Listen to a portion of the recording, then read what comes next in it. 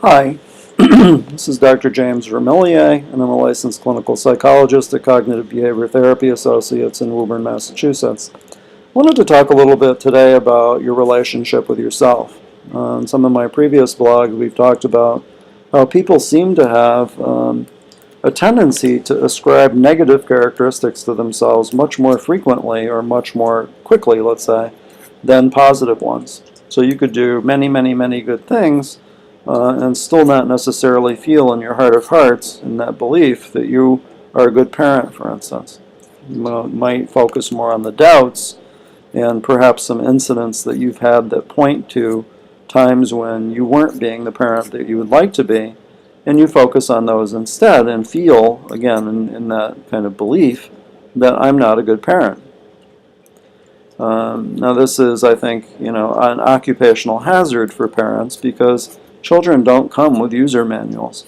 And the development of a child in the relationship with the parent happens over a period of time, but the rules are constantly changing.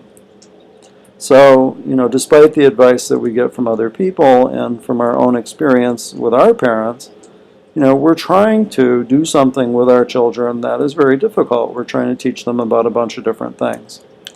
Nonetheless, people can develop these kind of negative thoughts about themselves. Let's look at another example, unemployment. Unemployment right now is, I think we're probably in the midst of the second Great Depression, although nobody has the nerve to say it. And maybe the economic measures don't, meet the criteria for it, but this is a pretty bad slump that the country's in.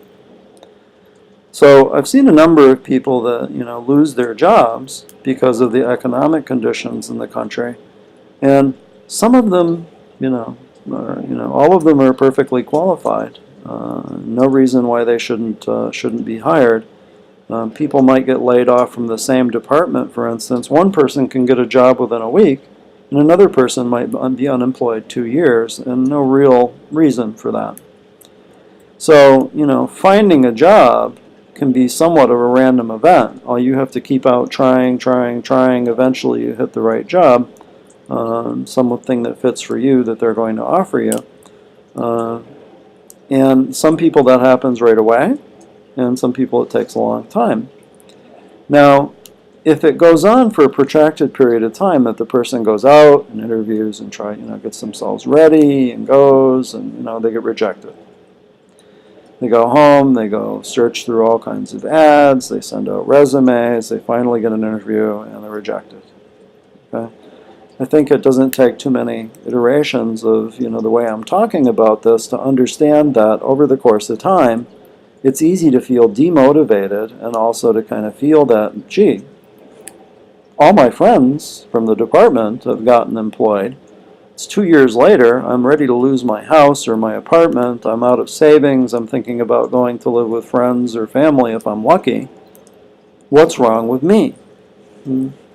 So, the moral to the story is that we have a tendency to turn inwards and wonder what's wrong with us, and to think that there's something wrong with us, or that we've done something wrong, or that we've omitted some step that we should have completed, and that this is something that can be very detrimental to people. Self-criticism is very difficult, and people engage in self-criticism a lot. The things that you say to yourself